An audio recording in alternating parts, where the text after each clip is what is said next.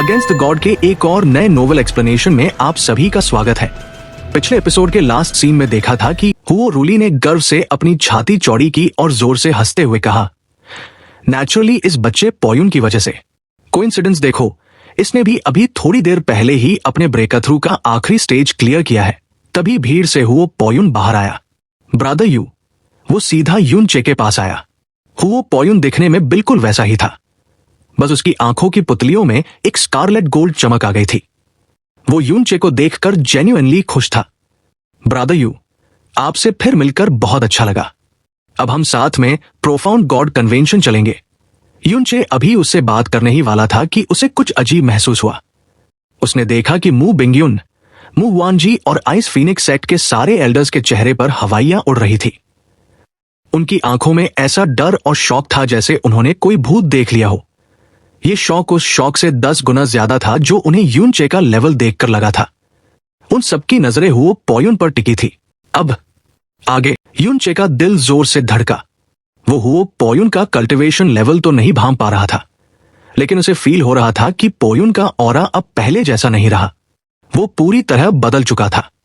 यूनचे ने मन में सोचा, मैं तो जैसे तैसे डिवाइन ट्रिब्यूलेशन रियल्म में पहुंचा हूं और वहां बॉटम लेवल पर रहूंगा। लेकिन ब्रदर पोयुन, ये पक्का प्रोफाउंड गॉड कन्वेंशन में आग लगाने वाला है। पोयुन ने हंसते हुए कहा कि उसकी ये सक्सेस यूनचे की वजह से है। अगर यूनचे ने हॉर्न ड्रैगन को मारने में मदद न की होती तो ये पॉसिबल नहीं था। एल्डर्स की हालत और पोयुन की बातें सुनकर साफ था कि 3 सेक्ट मास्टर्स का वो प्लान काम कर गया था और शायद उनकी उम्मीद से भी ज्यादा अच्छा रिजल्ट मिला था। हुओ रूली ने हंसते हुए कहा, स्नो सॉन्ग रियल्म वालों, इतना भी मत जलने लगो। हमारे पास पोयुन है तो तुम्हारे पास यूनचे है। तभी हुओ रूली ने ऑर्डर दिया, फ्लेम गॉड रियल्म के डिसाइपल्स पीछे हटो। सारे डिसाइपल्स पीछे हट गए। वहां यान वान काम, वर्मिलियन बर्ड सेक्ट मास्टर, नहीं था। शायद शर्म के मारे नहीं आया क्योंकि उसने यूनचे की मदद नहीं की थी। लेकिन जब फ्लेम गॉड रियल्म के डिसाइपल्स पीछे हटे तो आइस फीनिक्स वालों के होश उड़ गए। वहां 6000 से ज्यादा डिसाइपल्स थे। आइस फीनिक्स सेक्ट के पास सिर्फ 600 से 700 लोग थे। 10 गुना का फर्क। और ये सिर्फ 3 मेन सेक्ट्स के लोग थे। बाकी छोटे सेक्ट्स को मिला लो तो फर्क और बड़ा था। यूनचे ने मन में सोचा, अगर मास्टर इतनी पावरफुल एग्जिस्टेंस ना होती तो स्नो सॉन्ग रियल्म की फ्लेम गॉड रियल्म के सामने खड़े होने की भी औकात नहीं थी। यूनचे ने फॉर्मेशन को देखकर पूछा, क्या ये फॉर्मेशन हमेशा एक्टिव नहीं रहता? मू बिंगयुन ने समझाया, बिल्कुल नहीं। ये फॉर्मेशंस पूरे ईस्टर्न डिवाइन रीजन को कनेक्ट करते हैं। इन्हें चलाने में इतना रिसोर्स लगता है कि किंग रियल्म्स भी इसे हमेशा ऑन नहीं रख सकते। ये हर 2 घंटे में सिर्फ 100 सांसों के लिए खुलता है। यूनचे ने फिर पूछा, पैलेस मास्टर बिंगयुन, इस बार पूरे ईस्टर्न डिवाइन रीजन से लगभग कितने लोग क्वालिफाई हुए होंगे?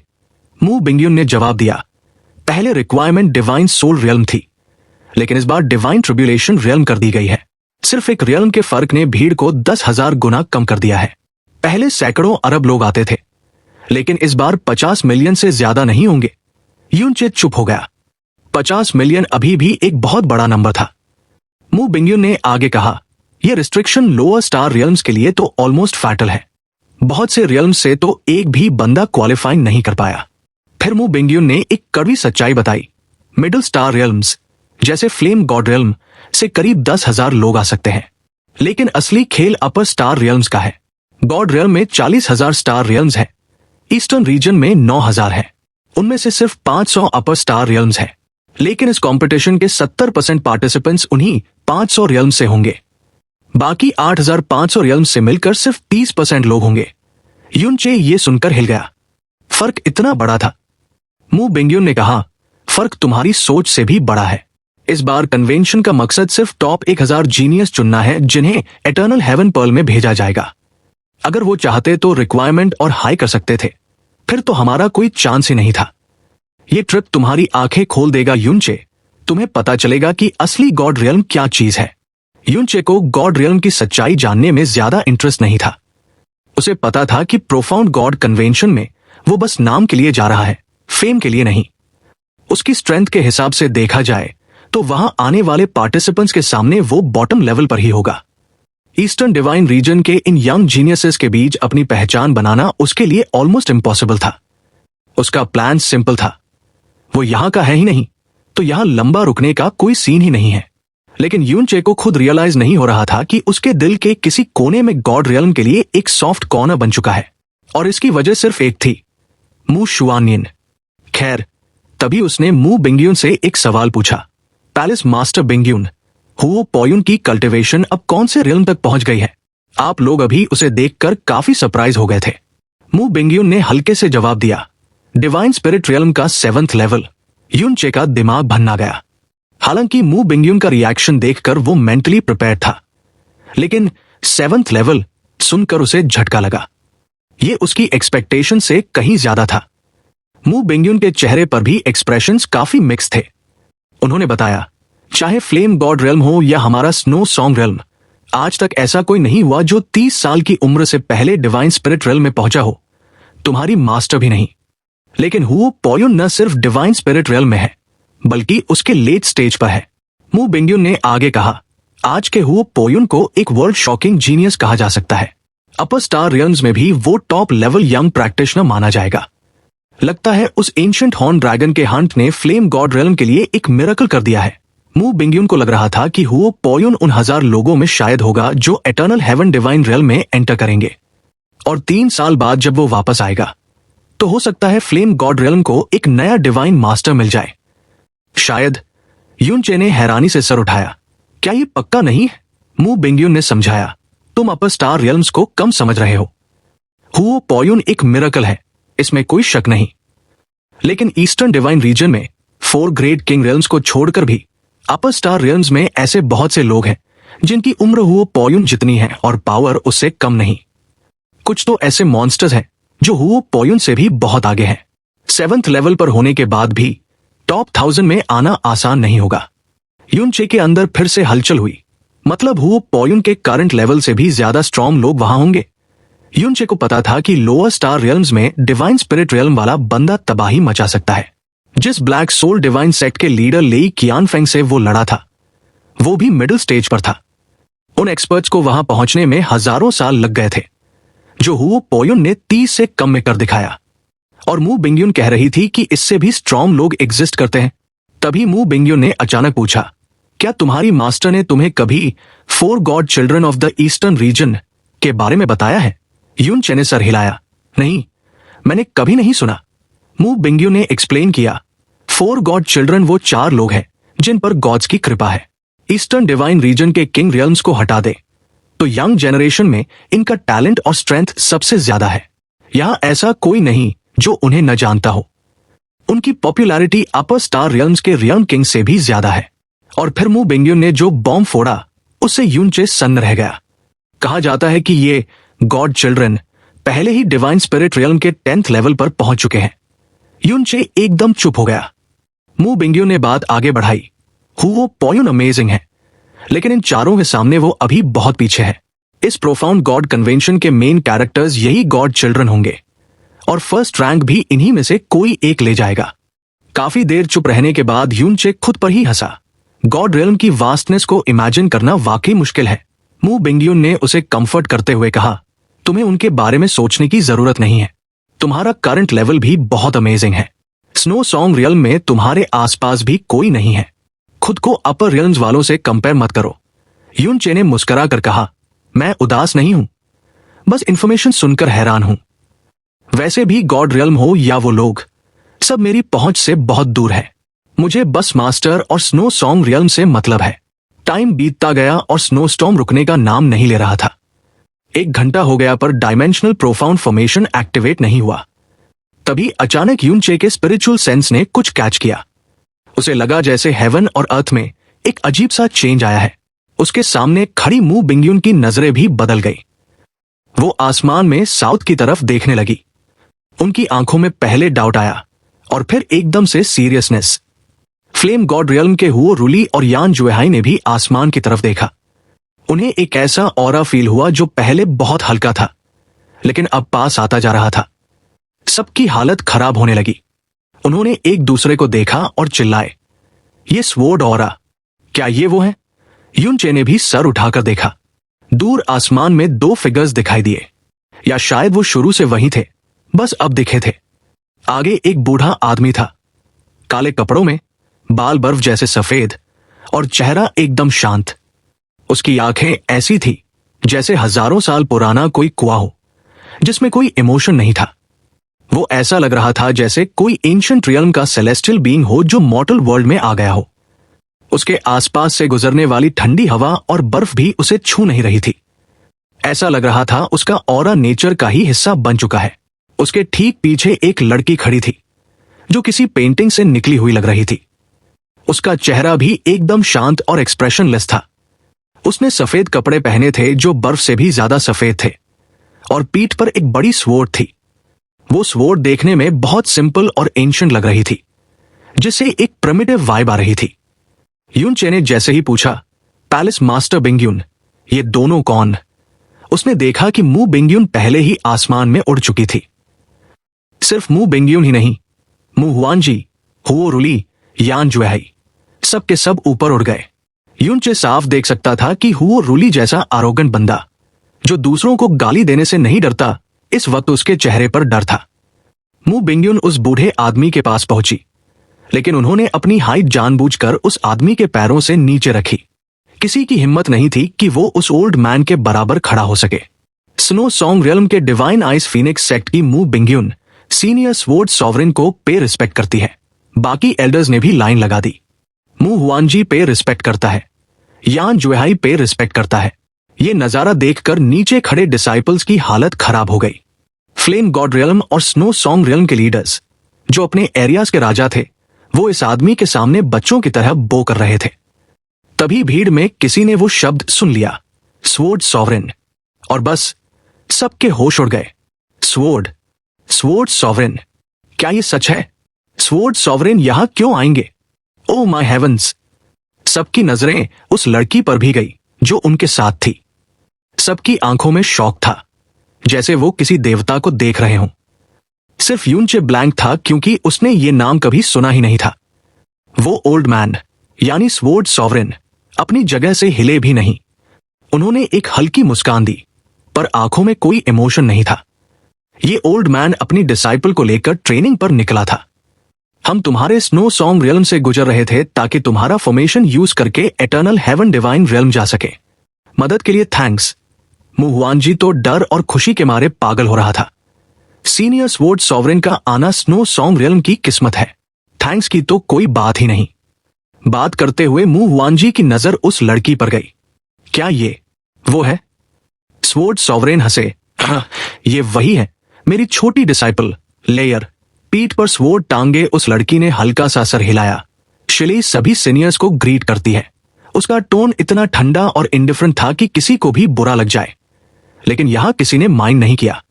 उल्टा सब खुश थे, क्योंकि भले ही वो छोटी थी, पर उसका स्टेटस यहां मौजूद सभी लीडर्स से बड़ा था। वो स्वॉर्ड सॉवरेन की सक्सेसर थी, 4 गॉड चिल्ड्रन में से एक, जुन शिलेई। स्वॉर्ड सॉवरेन ने भीड़ पर नजर डाली और पूछा, ओ, मुझे रियल्म किंग श्वनी नहीं देख रही? मू हुआनजी ने डरते हुए बताया, सेक्ट मास्टर किसी काम में बिजी है, तो वो प्रोफाउंड गॉड कन्वेंशन में नहीं आ रही।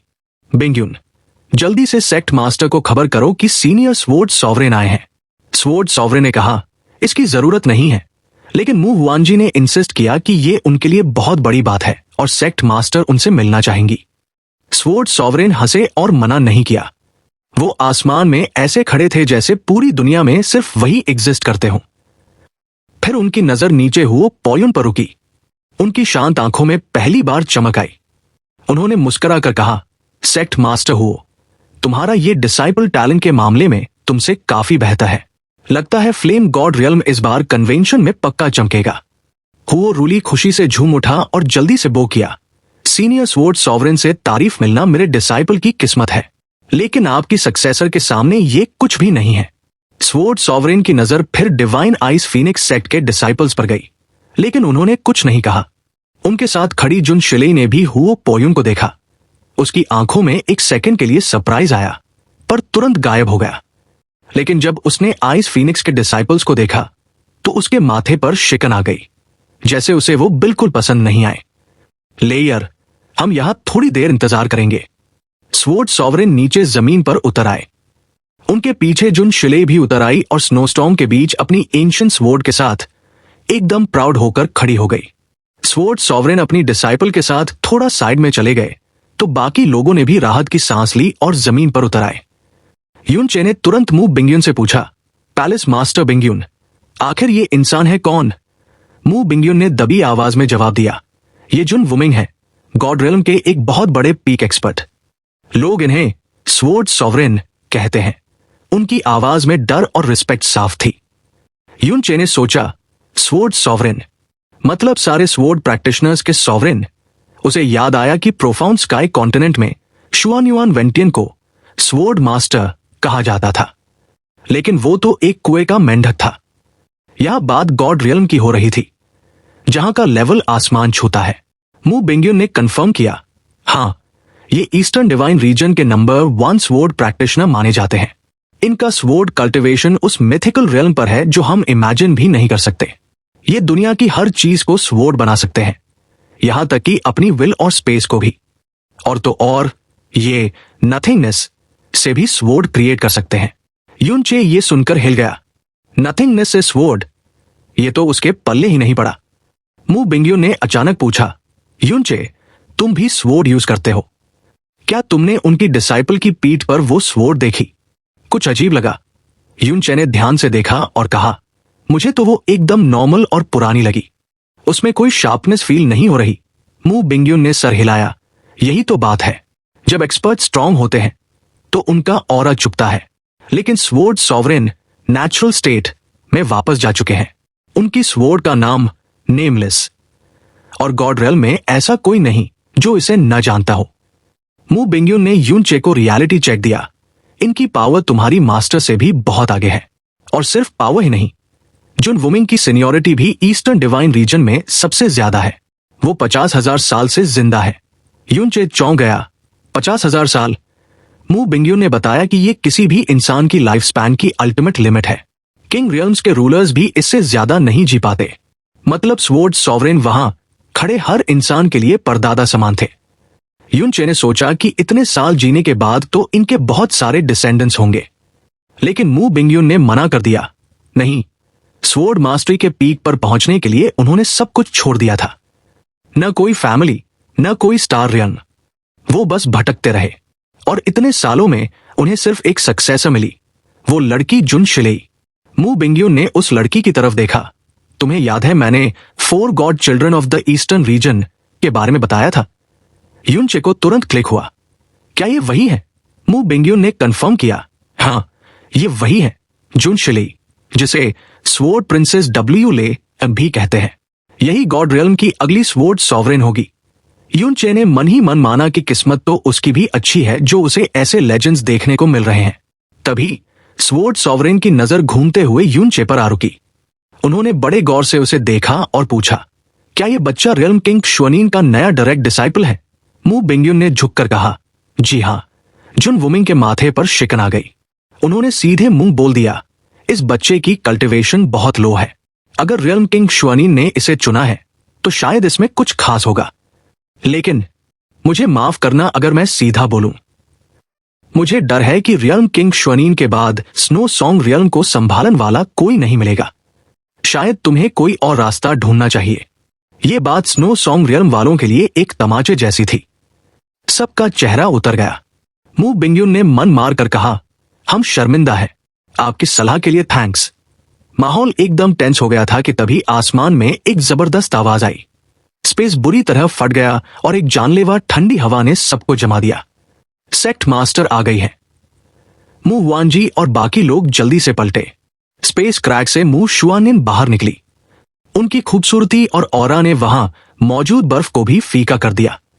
वो हवा में चलते हुए सीधे जुन वुमिंग के पास पहुंची और हल्का सा बो किया। स्नो सॉन्ग की मू शुआनिन सीनियर स्वॉर्ड सॉवरेन को पे रिस्पेक्ट करती है। मू शुआनिन ने एक जूनियर की तरह ग्रीट किया, लेकिन उनका एटीट्यूड अभी भी एक रियल्म किंग वाला था। जुन वुमिंग ने सर हिलाया, तुम काफी कंसिडरेट हो। फिर जुन वुमिंग ने जुन शिलेई को इंट्रोड्यूस करवाया। जुन शिलेई, जो अब तक सबको इग्नोर कर रही थी, उसने मू शुआनिन को देखकर ढंग से बो किया। मू शुआनिन ने भी उसकी तारीफ की। मैंने स्वॉर्ड प्रिंसेस डब्ल्यू ले का नाम बहुत सुना है। सीनियर को बधाई हो कि उन्हें ऐसी सक्सेसर मिली। जुन वुमिंग खुश हो गए। उन्होंने हंसते हुए कहा, मेरी विश पूरी हो गई कि मुझे ऐसी डिसाइपल मिली। क्वालिटी क्वांटिटी से ज्यादा इंपॉर्टेंट होती है।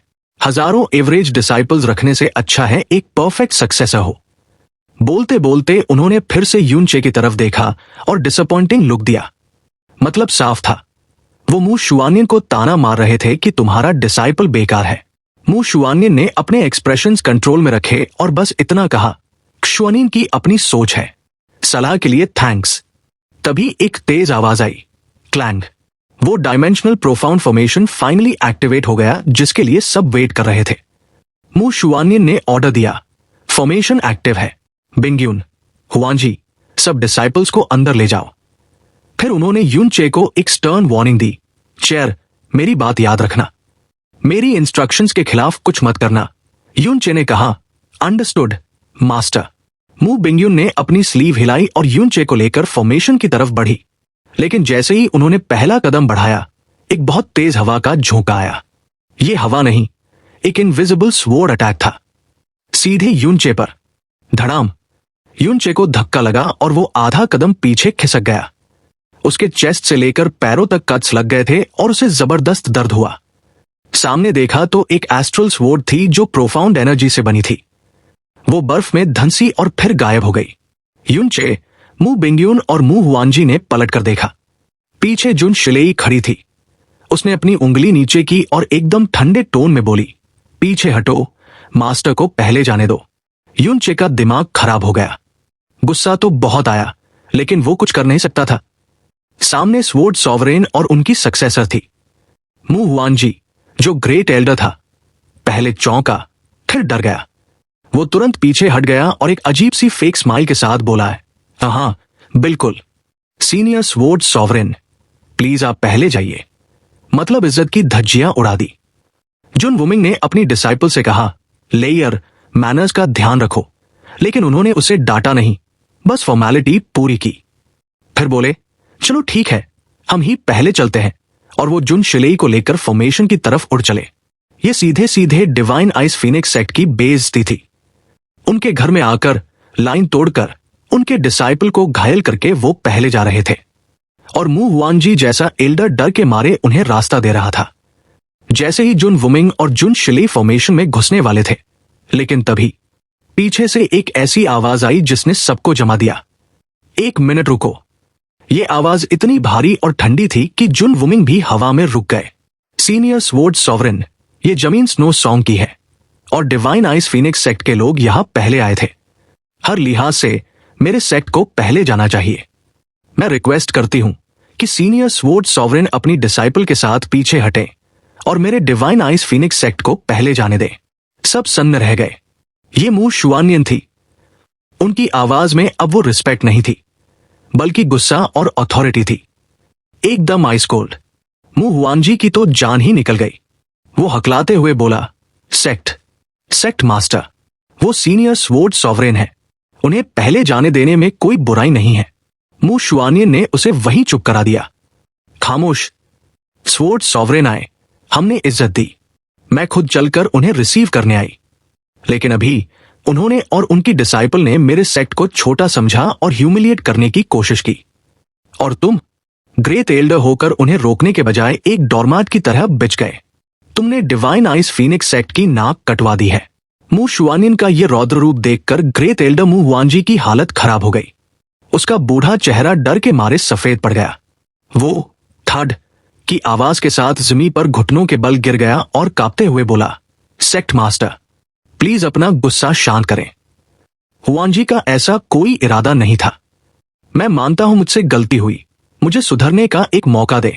मू बिंग्यून भी कुछ बोलना चाहती थी, लेकिन मू शुआनियन का मूड देखकर उसने चुप रहना ही सही समझा। सीन ये था कि स्वॉर्ड सॉवरेन की पावर और स्टेटस इतना बड़ा था कि अगर वो लाइन तोड़कर पहले जाना चाहे तो कोई ऑब्जेक्ट नहीं करता। लेकिन प्रॉब्लम यह थी कि उनकी डिसाइपल जुन शिलेई ने जानबूझकर डिवाइन आइस फीनिक्स सेक्ट को नीचा दिखाया था, और जुन वुमिंग ने उसे रोका भी नहीं। किसी और सेक्ट के साथ ऐसा होता तो वो चुपचाप सह लेते, क्योंकि सामने वाला स्वॉर्ड सॉवरेन था। लेकिन मू शुआनियन थी। वो इस इंसल्ट को पीने वालों में से नहीं थी। जुन वुमिंग के माथे पर भी शिकन आ गई। उसने मू शुआनियन की आइस कोल्ड आंखों में देखा और अपनी हैवी वॉइस में पूछा, रियल्म किंग श्वनीन, इसका क्या मतलब है? उसकी आवाज में एक अजीब सी ठंडक थी। उसकी डिसाइपल जुन शिली ने भी पीछे मुड़कर देखा। उसके चेहरे पर पहले सरप्राइज आया, फिर वही केयरलेस लुक आ गया, जैसे उसे कोई फर्क नहीं पड़ता। मू शुआनियन ने ठंडे शब्दों में कहा, सीनियर की डिसाइपल ने मेरे डिवाइन आइज फीनिक्स सेक्ट की इंसल्ट की है, जो अपने आप में एक बहुत बड़ा अपराध है। लेकिन सीनियर की ऑनर को देखते हुए मैं इस बात को आगे नहीं बढ़ाऊंगी। मैं बस रिक्वेस्ट करती हूं कि सीनियर अपनी डिसाइपल के साथ पीछे हटें और मेरे सेक्ट को पहले जाने दें। जुन वुमिंग के चेहरे पर कोई इमोशन नहीं था। उसने सीधे मुंह शुआनियन की आंखों में देखा और एक सवाल फेंका, और अगर ये ओल्ड मैन पीछे हटने से मना कर दे तो तुम क्या करोगी? ये सुनते ही डिवाइन आइज फीनिक्स सेक्ट के लोगों का दिल बैठ गया। माहौल में टेंशन इतनी बढ़ गई कि किसी की सांस लेने की भी हिम्मत नहीं हो रही थी। स्वॉर्ड सॉवरेन का गुस्सा मतलब तबाही। आसपास का टेम्परेचर और गिर गया। फ्लेम गॉड रियल्म के लोग भी डर के मारे पीछे हट गए। जुन वुमिंग ने जो सवाल पूछा था वो एक पहाड़ की तरह सबके सीने पर भारी लग रहा था, लेकिन इसके जवाब में मू शुआनियन ने जो कहा उसने सबके होश उड़ा दिए। उसने जुन वुमिंग को सीनियर बोलना छोड़ दिया और सीधे नाम से पुकारा। मू शुआनियन की आवाज गूंजी, जुन वुमिंग, तुम गॉड रियल्म के एस्टीम सीनियर हो और मेहमान हो, इसलिए मेरे सेक्ट ने तुम्हें इज्जत दी। मैं खुद चलकर तुम्हें रिसीव करने आई। हमने कोई गलती नहीं की, लेकिन तुम्हारी डिसाइपल ने बदले में हमें ह्यूमिलिएट किया, और तुम एक मास्टर होकर उसे रोकने के बजाय बेशर्मों की तरह देख रहे हो। हमने रिस्पेक्ट दी, इसका मतलब यह नहीं कि तुम हमें नीचा दिखाओगे। मू शुआनियन ने आखिरी वार्निंग दी, मैं आखिरी बार कह रही हूं, मेरे सेक्ट के लिए रास्ता छोड़ो। मैं तुम्हें अपनी फेस बचाने का मौका दे रही हूं, खुद का मजाक मत बनवाओ। उसकी आवाज शुरू में नॉर्मल थी, पर आखिर तक आते आते एकदम आइस कोल्ड हो गई। ऐसा लगा जैसे आसमान से कोई ढक्कन लग गया हो और पूरा एरिया सील हो गया हो। बर्फ गिरने की आवाज भी नहीं आ रही थी। मुंह हुआनजी और मुंह तांजी जैसे एल्डर्स कांप रहे थे। हुओ रूली की आंखें फटी रह गई। क्या हो रहा है? क्या ये औरत पागल हो गई है? यान जुहाई ने धीरे से कहा, मू शुआनियन हमेशा से ऐसी ही है, डोमिनेटिंग और प्रोटेक्टिव, लेकिन इस बार सामने स्वॉर्ड सॉवरेन है। वो रूली चिल्लाने ही वाला था कि स्नो सॉन्ग रियल में दादागिरी चलती है, पर स्वॉर्ड सॉवरेन के सामने नहीं। जुन शिलेई को गुस्सा आया। मास्टर, वो कुछ बोलने ही वाली थी कि जुन वुमिंग ने हाथ उठाकर उसे रोक दिया। जुन वुमिंग बिल्कुल गुस्सा नहीं हुआ। उसने एक लंबी सांस ली और एक टीचर की तरह लेक्चर देने लगा। सेक्ट मास्टर श्वनीन, तुम्हारा टैलेंट बहुत अच्छा है। मुझे लगा था 20-30 हजार साल में तुम मेरे लेवल तक पहुंच जाओगी, पर तुम अभी बहुत बच्ची हो। तुम्हारा विजन बहुत छोटा है। जुन वुमिंग ने अपनी फिलॉसफी झाड़ी। डिग्निटी क्या है? इस दुनिया में डिग्निटी सिर्फ स्ट्रेंथ से मिलती है। तुम्हें छोड़कर स्नो सॉन्ग रियल्म के बाकी सब लोग मेरे लिए एंट्स, चींटियों जैसे हैं। तो अगर मैं और मेरी डिसाइपल उन्हें नीचा दिखाते भी हैं तो क्या तुम मेरा क्या बिगाड़ लोगी? ये स्वॉर्ड सॉवरेन का एरोगेंस था। उसके हिसाब से मू शुआनियन का गुस्सा बचकाना था। मू शुआनियन ने कहा, जुन वुमिंग, अगर तुम्हें इज्जत नहीं चाहिए तो ठीक है। उसने साइड में देखा और युनचे को बुलाया। चेयर, इधर आओ। युनचे हैरान था पर पास गया। मू शुआनियन ने उसका हाथ पकड़ा। उसके हाथ पर अभी भी वो कट्स थे जो जुन शिलेई के अटैक से लगे थे। मू शुआनियन ने अपनी उंगली घुमाई और कट्स एकदम गायब हो गए। फिर मू शुआनियन ने अपनी डिमांड्स रखी। जुन वुमिंग, तुमने मेरे सेक्ट को ऑफेंड किया और मेरे डिसाइपल को चोट पहुंचाई। अब हिसाब बराबर होगा। अपनी डिसाइपल जुन शिलेई से कहो कि घुटने टेककर मेरे डिसाइपल से माफी मांगे, और उसके बाद तुम दोनों तुरंत स्नो सॉन्ग से निकल जाओ। मेरी मर्जी के बिना दोबारा यहां कदम भी मत रखना। यह सुनते ही सबके पैरों तले जमीन खिसक गई। वो रूली बड़बड़ाया, खत्म, सब खत्म। ये औरत सच में पागल हो गई है। बस यांग यू को ना मरवा दे। जुन शिलेई ने यूनचे को देखा और अपनी नजरें फेर ली, जैसे वो किसी मच्छर को देख रही हो। जुन वुमिंग ने फिर साइड। लगता है इतने सालों से मेरी नेमलेस स्वॉर्ड म्यान में है, इसलिए लोग मेरी ताकत भूल गए हैं। अचानक माहौल बदल गया। हवा रुक गई। जुन वुमिंग की आवाज आसमान से आती हुई लगी, अगर मैं उन्हें नीचा दिखाऊं तो क्या? अगर मैं उन्हें कुचल दूं तो क्या? तुम सिर्फ एक छोटे से स्नो सॉन्ग की सेक्ट मास्टर हो, लेकिन स्वॉर्ड सॉवरेन की इंसल्ट नहीं हो सकती, और उसके सक्सेसर की इंसल्ट भी नहीं हो सकती। क्लैंग। जुन वुमिंग के ऊपर हवा में 3 पेल वाइट एस्ट्रल सोर्ड्स अपीयर हो गई। ये सोर्ड्स 1.5 मीटर लंबी थी। जैसे ही ये सोर्ड्स आई, युनचे का दिल जोर से धड़कने लगा। अजीब बात यह थी कि उसे इन सोर्ड्स से कोई शार्प ऑरा फील नहीं हो रहा था। ऐसा लग रहा था दुनिया की हर चीज इन सोर्ड्स के डर से मर चुकी है। सन्नाटा इतना गहरा था कि डरावना लग रहा था। वो रूली बीच में बोलने की कोशिश करने लगा, सीनियर स्वॉर्ड सॉवरेन, शांत हो जाइए। पर यान जुएहाई ने उसे रोक दिया। डिवाइन आइस फीनिक्स सेक्ट के लोगों के चेहरे पीले पड़ चुके थे। युनचे अपनी मास्टर के आगे आने ही वाला था कि मू शुआनियन ने उसे पीछे खींच लिया। तुम्हारी हिम्मत कैसे हुई बड़ी बातें करने की? मू शुआनियन उन 3 एस्ट्रल सोर्ड्स की तरफ बढ़ी। सब डर रहे थे, पर वो आगे बढ़ रही थी। पहला कदम, हवा में एक घंटी बजने जैसी आवाज आई, जो रील थी या नहीं पता नहीं। दूसरा कदम, जुन वुमिंग की आंखें हल्की सी सिकुड़ गई। तीसरा कदम, मू शुआनियन रुक गई। जो हवा और बर्फ रुक गई थी, वो फिर से चलने लगी। बर्फ के टुकड़े मू शुआनियन की बॉडी से चिपकने लगे जैसे वो उसकी खूबसूरती से प्यार करते हों। युनचे अपनी मास्टर को बस देखता रह गया। वो कुछ पल के लिए उन खतरनाक सोर्ड्स को भूल ही गया। उधर जुन वुमिंग कुछ बोलना चाहता था, पर उसके मुंह से आवाज ही नहीं निकली। उसका उठा हुआ हाथ धीरे धीरे नीचे गिर गया। अगर कोई ध्यान से देखता तो उसके होंठ हल्के से कांप रहे थे। जैसे ही उसका हाथ नीचे गिरा, वो तीनों एस्ट्रल सोर्ड्स गायब हो गई। फॉरगेट इट, जाने दो, जुन वुमिंग ने साइड, लेकिन इस बार उसकी आवाज बदली हुई थी। उसने मू शुआनियन को एक गहरी नजर से देखा और मुड़ गया। लेयर, चलो। जुन शिलेई को कुछ समझ नहीं आया। मास्टर? पर उसने ऑर्डर माना। जी मास्टर। ये सीन देखकर सब हैरान थे, पर खुश भी थे कि जान बची। डिवाइन आइस फीनिक्स सेक्ट के एल्डर्स पसीने से भीग चुके थे।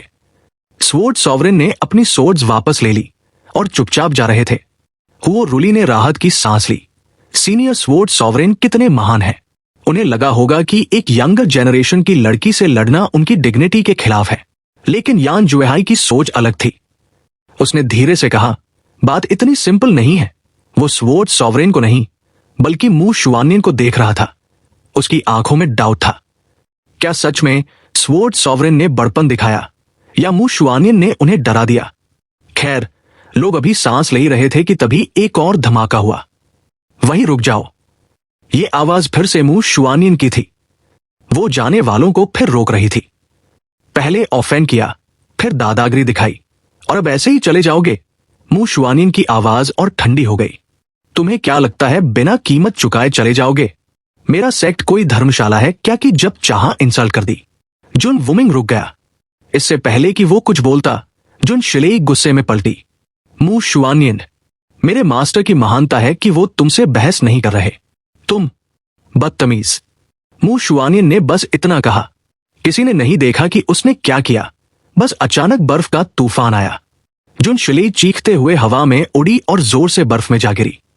वो वहीं पड़ी रही और उसके मुंह से खून की उल्टियां होने लगी। उसके गोरे गाल पर 5 गहरे लाल उंगलियों के निशान छप चुके थे।